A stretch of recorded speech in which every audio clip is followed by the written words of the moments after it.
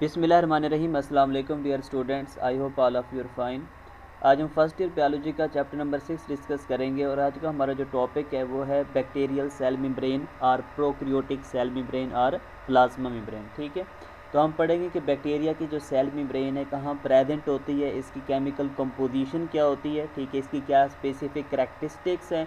इसके अलावा हम पढ़ेंगे कि प्रोक्रियोटिक सेल मेम्ब्रेन और यूक्रियोटिक सेल मेम्ब्रेन के अंदर क्या क्या डिफरेंसेस हैं और इस सेल मेम्ब्रेन या प्लाज्मा मेम्ब्रेन के कौन कौन से स्पेसिफिक फंक्शंस हैं जो वो परफॉर्म कर रही है और सेल के फंक्शंस को मेंटेन कर रही है। राइट हो गया, तो मूव करते हैं अपने लेक्चर की जानिब। तो सबसे पहले हमारे पास है सेल मेम्ब्रेन कहाँ प्रेजेंट होती है। ठीक है, तो सेल मेम्ब्रेन कहाँ प्रेजेंट होती है, वो कहते हैं कि cell membrane is present just beneath the cell wall. ठीक है, कि जो अगर हमारे पास बैक्टीरिया का ये सेल है तो सबसे जो आउटर मोस्ट कवरिंग आपको नज़र आ रही है वो क्या हमारे पास सेल वॉल है।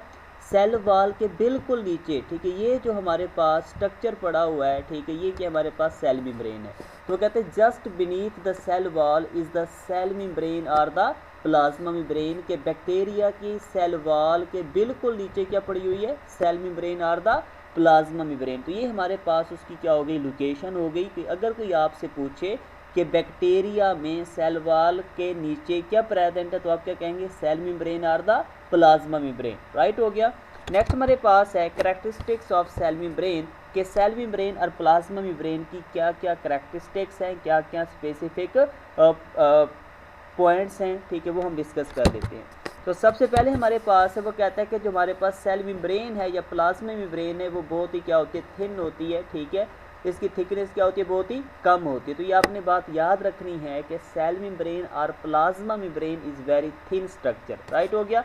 नेक्स्ट हमारे पास है कि हमारे पास जो सेल मेम्ब्रेन है, ठीक है, इंतहाई डेलिकेट होती है, ठीक है, इंतहाई सेंसिटिव होती है। इसकी नेचर क्या होती है, इंतहाई सेंसिटिव होती है, डेलिकेट होती है। अगर कोई वो कहता है कोई डैमेज हो जाए, छोटा सा भी अगर डैमेज हो जाता है, ठीक है, सेल मेम्ब्रेन को, तो उससे क्या हो सकती है, उस बैक्टीरिया की, उस ऑर्गेनिज्म की डेथ हो सकती है। तो इसलिए हम कह सकते हैं कि सेल मेम्ब्रेन और plasma membrane is very delicate in nature and any damage to plasma membrane result in death of the organism। कि अगर सेल मेम्ब्रेन को कोई डैमेज हो जाता है तो वो इतनी ज़्यादा सेंसिटिव है कि उससे क्या हो सकती है, ऑर्गेनिज्म की डेथ भी हो सकती है। नेक्स्ट हमारे पास है वो कहता है कि जो सेल मेम्ब्रेन है इंतहाई फ्लेक्सिबल होती है। ठीक है, ये फ्लेक्सिबल है, ठीक है, इसके अंदर फ्लेक्सिबिलिटी प्रेजेंट है। ठीक है, किसके अंदर, सेल मेम्ब्रेन ऑफ बैक्टीरिया। कैसे, क्योंकि हमारे पास पता है हमें कि जो सेल मेम्ब्रेन या प्लाज्मा मेम्ब्रेन है ये फास्फोलिपिड बाई लेयर से मिलकर बनी हुई होती है। ठीक है, दो लिपिड की लेयर्स होती हैं, दो फास्फोलिपिड की लेयर प्रेजेंट होती है। तो ये बेसिकली लिपिड से मिलकर बनी है, इसलिए इसके अंदर क्या है, फ्लेक्सिबिलिटी मौजूद है। ठीक है, सेल मेम्ब्रेन क्या होती है, फ्लेक्सिबल होती है। इंपॉर्टेंट एमसीक्यूज है। नेक्स्ट वो कहता है ये क्या कर रही होती है, कंप्लीटली सराउंड कर रही होती है साइटोप्लाज्म को। ठीक है, तो ये देखिए हमारे पास प्लाज्मा मेम्ब्रेन और सेल मेम्ब्रेन के बाद ये जितना भी मटेरियल पड़ा हुआ है, ये जितना भी रीजन है, ये क्या कहलाता है, साइटोप्लाज्म कहलाता है। तो ये देखिए हमारे पास ये सेल मेम्ब्रेन और प्लाज्मा मेम्ब्रेन पूरे साइटोप्लाज्म को कंप्लीटली क्या कर रही है, सराउंड कर रही है। तो इसलिए हम कहते हैं कि cell membrane completely surrounds the cytoplasm. Right हो गया। नेक्स्ट हमारे पास ये देखिए स्ट्रक्चर है, ठीक है, लिपिड बाई लेयर या फास्फोलिपिड बाई लेयर पर मुश्तमिल ये हमारे पास सेल मेम्ब्रेन है। दो लेयर्स आपको नजर आ रही होंगी, ठीक है, एक ये लिपिड की लेयर है, ठीक है, दूसरी ये लिपिड की लेयर है। ठीक है, तो इसके आउटर साइड पर आप देखेंगे इधर भी वाटर प्रेजेंट, इधर भी वाटर। ठीक है, तो ये जो पोलर हेड होता है, ठीक है, जिसे हम हाइड्रोफिलिक हेड कहते हैं, ठीक है, यहाँ फास्फेट ग्रुप प्रेजेंट होता है, नेगेटिव चार्ज। तो इस तरह ये हमारे पास जो फास्फोलिपिड का ये जो हेड है ये क्या होता है, पोलर, जिसे हम हाइड्रोफिलिक कह रहे हैं, और ये किसको फेस कर रहा होता है, वाटर को फेस कर रहा होता है। ठीक है, और ये जो इसके हमारे पास टेल है, ठीक है, ये basically long chain fatty acid पर मुश्तमिल होते हैं। ये नॉन पोलर टेल कहलाती हैं, ये हाइड्रोफोबिक कहलाती हैं, जो कि अंदर की तरफ होती है। समझ आ गई इस बात की। तो बाहर में हमारे पास हेड प्रेजेंट है जो कि पोलर हेड है, ठीक है, हाइड्रोफिलिक हैं, वाटर लविंग है, और ये हमारे पास नॉन पोलर टेल या हाइड्रोफोबिक टेल्स हैं। इनके अंदर क्या मौजूद होते हैं, लॉन्ग चेन फैटी एसिड, और पोलर हेड, ये जो हेड है इसके अंदर फास्फेट ग्रुप प्रेजेंट होता है। समझ आ गई इस बात की। तो हमने देखा कि हमारी सेल मेम्ब्रेन, ठीक है, क्या होती है, थिन होती है, बहुत ही डेलिकेट होती है। अगर कोई डैमेज हो जाए तो ऑर्गेनिज्म की डेथ हो सकती है। फ्लेक्सिबल है, फ्लेक्सिबिलिटी इसके अंदर प्रेजेंट है, और ये साइटोप्लाज्म को क्या कर रही होती है, सराउंड कर रही होती है। और ये फास्फोलिपिड बाई लेयर पर मुश्तमिल होती है, दो लिपिड की लेयर होती हैं, जो वाटर को सरफेस कर रहा होता है वो उसका हेड होता है जो कि पोलर और हाइड्रोफिलिक होता है, वाटर लविंग होता है, और जो अंदर की तरफ होती हैं इन दोनों लेयर की टेल्स होती हैं जो कि लॉन्ग चेन फैटी एसिड पर मुश्तमिल है, ठीक है। नॉन पोलर टेल्स कहलाती हैं, हाइड्रोफोबिक टेल्स कहलाती हैं, वाटर हीटिंग, राइट हो गया। नेक्स्ट हमारे पास है, वो कहता है कि what is the difference between prokaryotic cell membrane and eukaryotic cell membrane, कि अगर हमारे पास एक बैक्टीरिया का सेल है तो उसकी सेल मेम्ब्रेन में क्या फ़र्क होगा, और अगर एक एनिमल या प्लांट का सेल है, यूक्रियोटिक सेल है, ठीक है, तो उसकी सेल मेम्ब्रेन के अंदर क्या फ़र्क होगा। ये इंपॉर्टेंट एमसीक्यूज़ है, ठीक है। अक्सर ये एमडी कैट के अंदर भी आ जाता है और एफएससी के बोर्ड के एग्जाम के अंदर भी एमसीक्यूज़ आ जाता है कि बेसिकली प्रोक्रियोटिक सेल मेम्ब्रेन और यूक्रियोटिक सेल मेम्ब्रेन के अंदर क्या डिफरेंस मौजूद है। तो जो मेजर डिफरेंस होते हैं वो स्टीरोल्स का होता है, मतलब कि जैसा कि कोलेस्ट्रॉल है, ठीक है। तो स्टीरोल्स मतलब कोलेस्ट्रॉल का मेन डिफरेंस प्रेजेंट है प्रोक्रियोटिक सेल मेम्ब्रेन और यूक्रियोटिक सेल मेम्ब्रेन के अंदर, वो क्या है वो हम जानते हैं। तो ये वो कहते हैं कि हमारे पास जो बैक्टीरियल सेल मेम्ब्रेन है, प्रोक्रियोटिक सेल मेम्ब्रेन है, लैक्स स्टीरोल्स एक्सेप्ट मैकोप्लाज्मास, ठीक है। तो वो कहता है कि जितने भी हमारे पास बैक्टीरिया होते हैं उनकी सेल मेम्ब्रेन के अंदर स्टीरोल क्या होते हैं, एब्सेंट होते हैं। अब ये बात आपने याद रखनी है कि जो बैक्टीरिया की सेल मेम्ब्रेन होगी उसके अंदर जो स्टीरोल होगा वो एब्सेंट होगा, प्रेजेंट नहीं होगा, ठीक है। इसलिए हम लिखते हैं bacterial cell membrane lacks sterol, ठीक है, एक्सेप्ट वो कहते हैं मैकोप्लाज्मास, जो जीनस मैकोप्लाज्मा है उनके जो मेंबर्स होंगे, जो बैक्टीरिया होंगे उस जीनस से ताल्लुक़ रखने वाले, उनकी सेल मेम्ब्रेन के अंदर स्टीरोल प्रेजेंट होती है। ये एक्सेप्शन केस है, इसलिए हम लिखते हैं कि bacteria cell membrane lacks sterol except mycoplasmas, कि दोज मेंबर्स, ठीक है, which belong to genus mycoplasma have sterol in their cell membrane but all other bacteria, ठीक है, don't have sterol in their cell membrane. तो ये बात आपने याद रखनी है।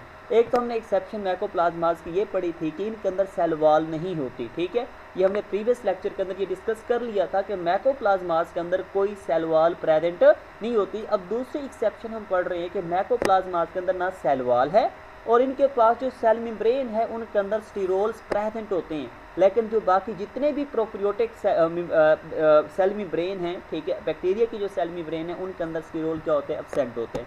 नेक्स्ट हमारे पास क्या डिफरेंस होगा कि यूक्रियोटिक सेल मेम्ब्रेन है स्टीरोल, ठीक है, कोलेस्ट्रॉल इनके अंदर प्रेजेंट होता है यूक्रियोटिक सेल मेम्ब्रेन की केमिकल कंपोजिशन के अंदर।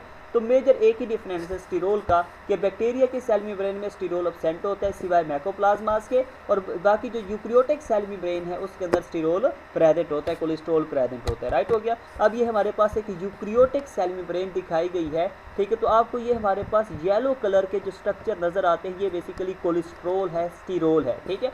तो अगर ये प्रोक्रियोट की होती तो स्टीरोल एब्सेंट होते, ठीक है, लेकिन क्योंकि ये यूक्रियोटिक सेल मेम्ब्रेन है तो अब देखें इसके अंदर कोलेस्ट्रॉल प्रेजेंट है। बाकी जो हमारे पास सेल मेम्ब्रेन की केमिकल कंपोजिशन है प्रोक्रियोट्स के अंदर और यूक्रियोट्स के अंदर ऑलमोस्ट सेम है, सिर्फ किस चीज़ का डिफरेंस है, यही है कि प्रोक्रियोटिक सेल मेम्ब्रेन के अंदर स्टीरोल क्या होता है, एब्सेंट होता है, और यूक्रियोटिक सेल मेम्ब्रेन के अंदर स्टीरोल मतलब कोलेस्ट्रॉल प्रेजेंट होता है। तो ये येलो कलर के ये जो रिंग नज़र आ रही हैं आपको ये वाले, ये सारे के सारे क्या हैं, कोलेस्ट्रॉल हैं, यूक्रियोटिक सेल मेम्ब्रेन के अंदर प्रेजेंट है, राइट हो गया।